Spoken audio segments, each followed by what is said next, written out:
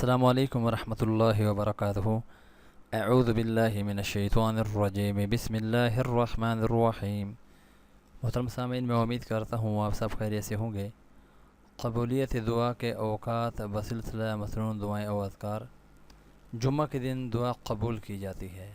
حضرت ابو موسیٰ اشعری رضی اللہ تعالیٰ عنہ سے روایت ہے، فرمایا کہ مجھ سے عبداللہ بن عمر رضی اللہ تعالیٰ عنہ نے کہا، کیا تم نے اپنے والد کو جمعے کی قبولیت کی گھڑی کے بارے میں رسول اللہ صلی اللہ علیہ وسلم سے حدیث بیان کرتے ہوئے سنا ہے؟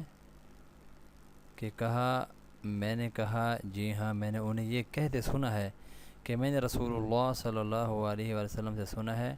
آپ فرما رہے تھے، یہ امام کے ممبر پر بیٹھنے سے لے کر صلاۃ مکمل ہونے تک ہے۔